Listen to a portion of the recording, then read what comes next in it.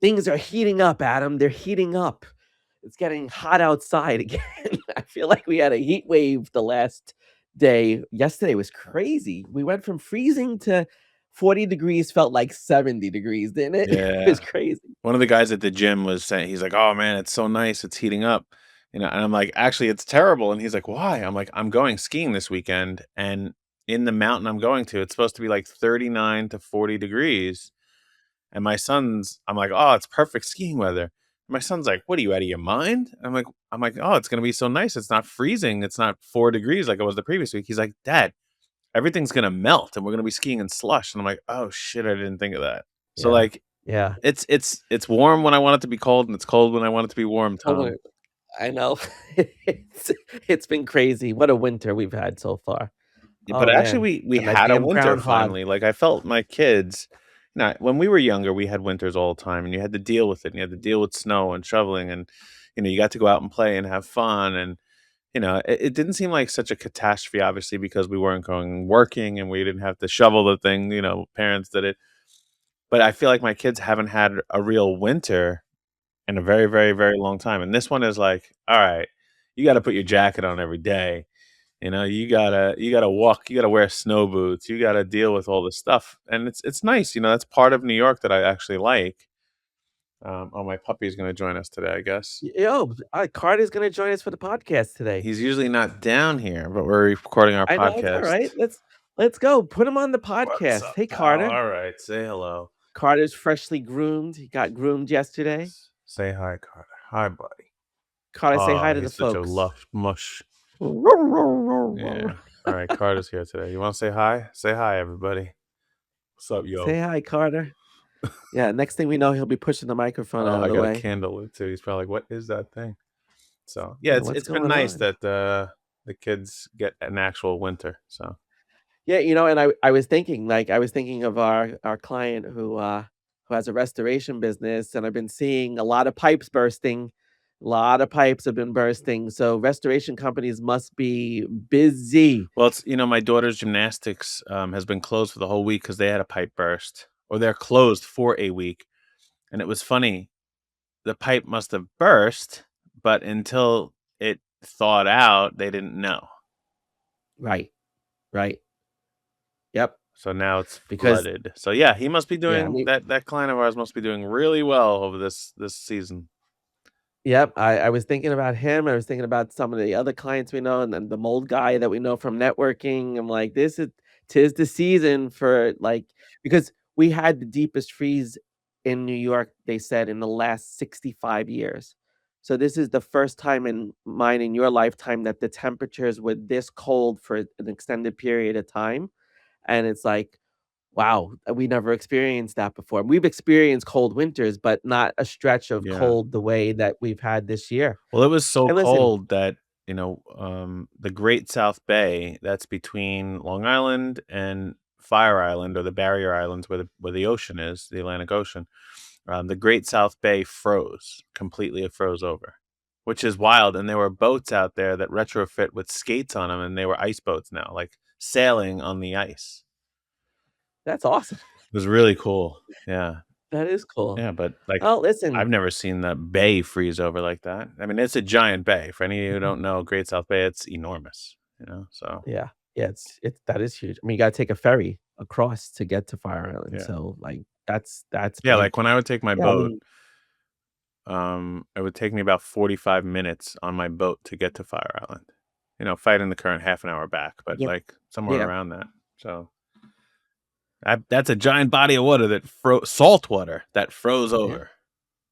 yeah. Crazy. Well, the Hudson River was frozen, the East River was frozen.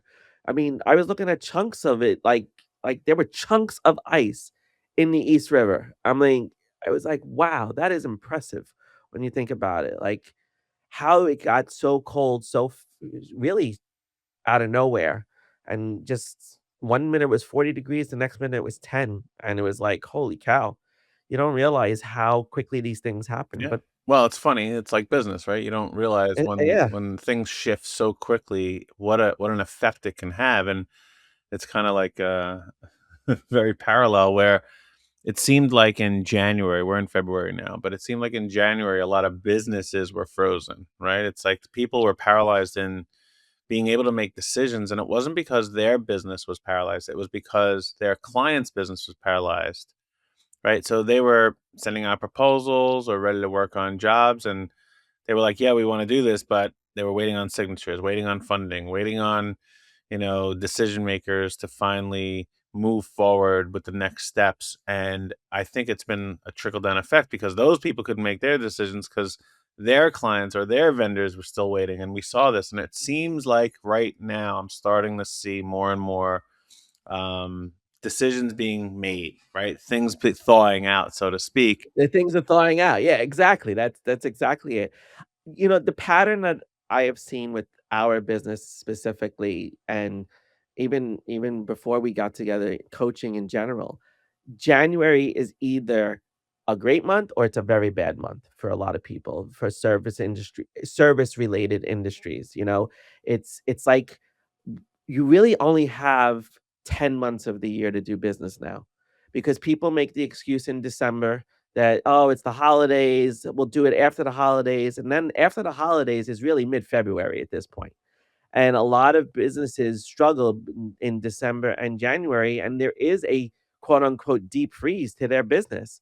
And then all of a sudden the spring starts to come around. And that's why, like, now it's like, oh, people, if they listen to the groundhog, we got 6 more weeks of winter. And no, we don't want that. Like, we want the ground to start to warm up and to start to bloom because the business is needed. And it's been a pattern that January, February, sorry, December and January are really, we're losing those months for really effective decision making from business owners, because people are changing how they operate and how they work, and you're really winding up with 10 months that you can do business effectively. Well, and then since beginning, I've always said business doesn't really get conducted in August, right? It doesn't Yep. happen. I mean, yes, can it? Can you do business in August? Sure. And are there seasonal businesses that's their best month? Sure.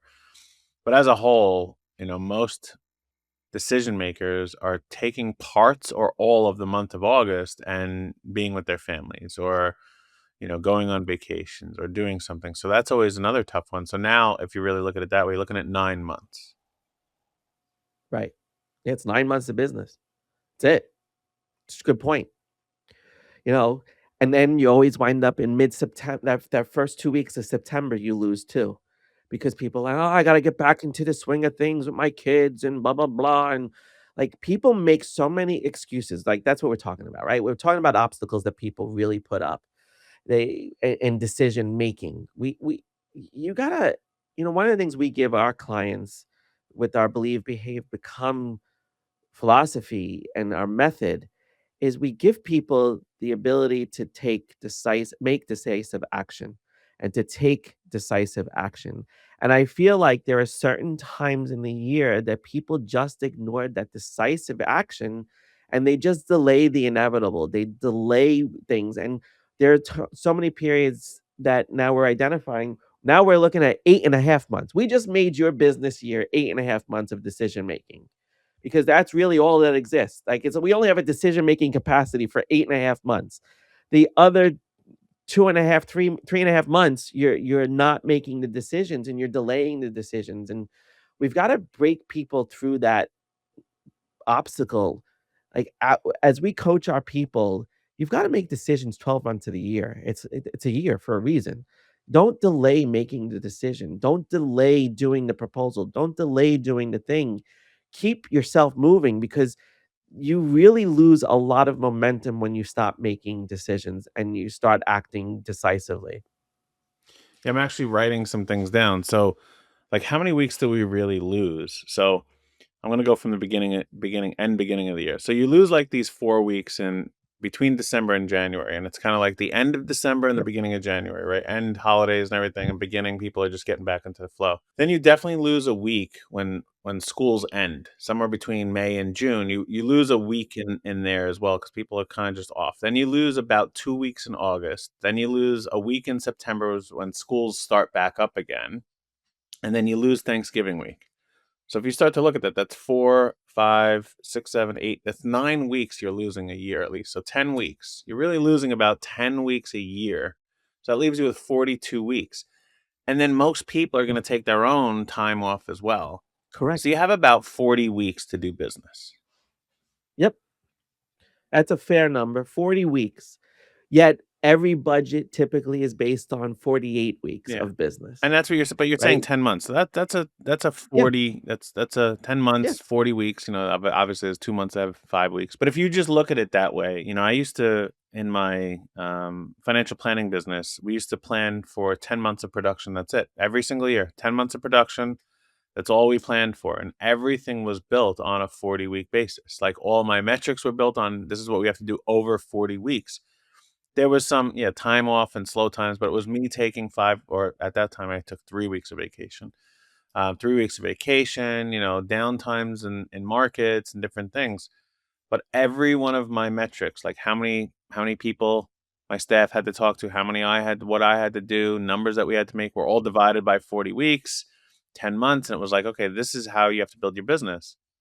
So I think, when we talk about believe, behave, become, if you believe you have 52 weeks to do business, well, you're going to be 12 weeks short, right? You're just going to be 12 weeks short of your potential. And then you're going to get to the end of the year and be like, man, how come we missed by that percentage? How come we missed by that? Oh, well, there's a reason because it really wasn't available to you.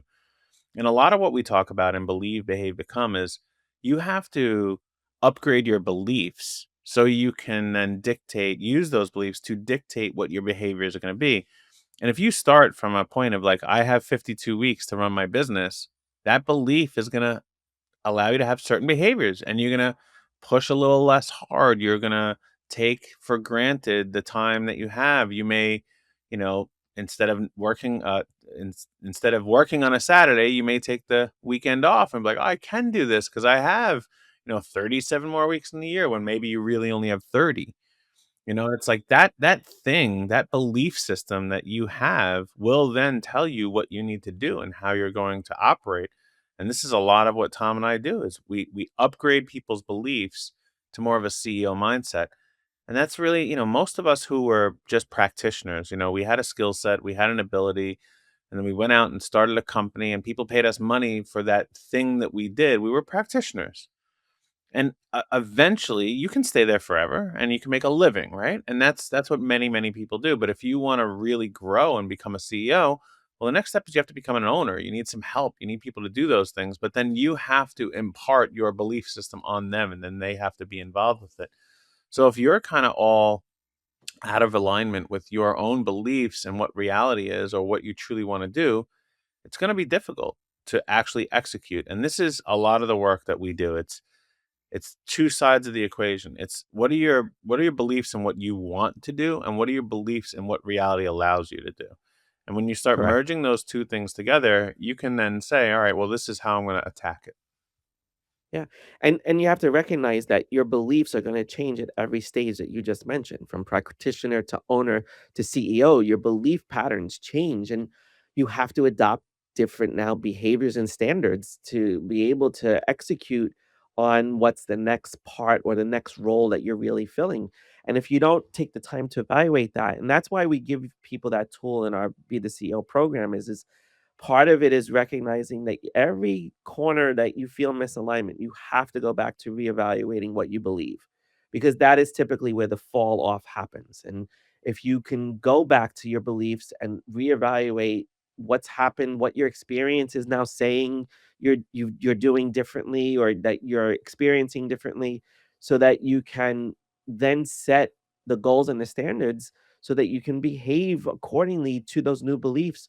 Otherwise, you're gonna be fighting and still trying to be an owner when you're really still just a practitioner, or you're really fighting to be the CEO when you really still haven't changed as the owner, and you gotta upgrade those things over time. Listen, I woke up this morning and my iPhone said, "Your software has been upgraded to the newest version." Right. Like, we gotta upgrade our systems often, and we've gotta change and work out the bugs because those bugs are causing too much misalignment. But Yeah, but that It's that is the thing. It's like, we as we evolve, as we change, our belief systems do change. And most of us, we tend to just like business as usual. Like I just gotta continue doing what I've always done that got me here. And that's where people get stuck and they get frustrated and they get burnt out and they don't understand. Like even for myself, I'm constantly reevaluating what my belief system is because if I do not believe in what I'm doing, I won't do it and I'll just fight to understand it or I'll what most people call procrastinate, but it's just like I'm not invested in it. I'm interested in it, but I'm not really committed to it, you know? So I can't invest my heart and soul and time and energy and sweat into something if I'm not in belief in it. And even like something for Tom and I, we have the Be the CEO program, right? And it's great. And we'd love to coach CEOs, but that's not what we do. That's not really what we do. What we do is we coach people who are self-employed, people who are practitioners, and we help them to really upgrade those beliefs so one day they can become a CEO. And Tom and I were looking the other day of how many companies that we took from they were just self-employed to they're multimillionaires now. And it's incredible, but that journey is going from I'm a practitioner, now I'm going to build a company and I have this staff who and it comes from these beliefs that I've had of what I'm trying to do and we know exactly why. We are certain why we're making decisions. And that allows these companies to build what they've actually wanted, not just what was available to them. And I was even speaking to an attorney the other day, and he's built a practice and he's changing it into a firm now, and he's going to bring on other attorneys. And he was telling us how he started doing this work. He really doesn't want to, but maybe he'll find a lawyer that does this. And it caused a concern because now the market's dictating what he wants. He's not dictating to the market what he does. And that's a big shift. And when you realize certain things, you may have to change the way you operate. And that's what we mean by upgrading your beliefs. It's when you finally can agree with yourself, no, this is what I believe in, it will shift your behaviors to what you want to do, not just what you were doing. And that is what allows people to have success always in all ways. It allows them to actually believe in what they're doing each and every day and have a purpose and a reason. And I don't care if it's just for the almighty dollar, that's okay too. But you have to believe in that. yeah, and it's interesting watching you over the last 4 years that we've worked together. Like, you constantly challenge your beliefs and you make me challenge my beliefs.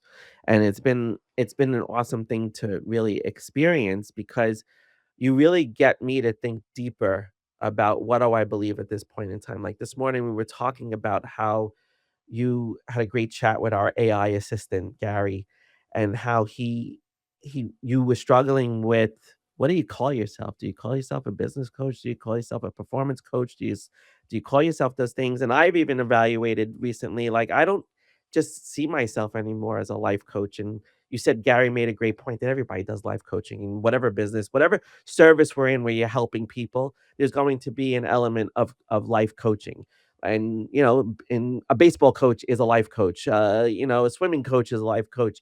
There's so many coaches out there and we all deal with life and you really can't separate it because it's just part of what you do, right? But I love watching when you come to a realization of what you fully believe and you then are committed to that and how differently you go and you behave and how every action is driven by that belief. And I think it's important for people to realize that we don't just coach this stuff. We live this stuff every single day in what we do. We challenge ourselves, we challenge our beliefs, and sometimes it feels like we change things very quickly. Sometimes it takes a little bit longer to change other things, but it's because we're constantly evolving our belief system. We're constantly evolving what we believe and talk about with people because our experiences have led us to believe differently. And before, I feel like there's almost like you get to this point of, and I do it too now, is I'm not gonna allow myself to become fully misaligned.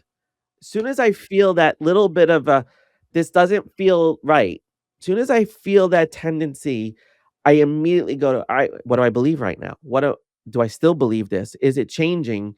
Because if the sooner you capture that misalignment, that little twinge that says, I don't know if that's right," you're gonna wind up be able to progress faster and be able to change and modify your behaviors faster so it doesn't lead you down a bad path. Yeah, and that's Does that that's make really sense? what happens is people get stuck in behaviors, actions, tasks that aren't serving them or what they're trying to accomplish anymore. And it becomes difficult for them to show up every day. And then they become frustrated and burnt out and miserable. And maybe they're making money, but they don't really enjoy it. And you said how we are always constantly evaluating that, but that's the value that our long-term clients have always said to us is that as they evolve, as they grow, okay, they're able to come back and work through this and understand, okay, well, what is my new set of beliefs? What are my new values? What is my new mission and vision? Because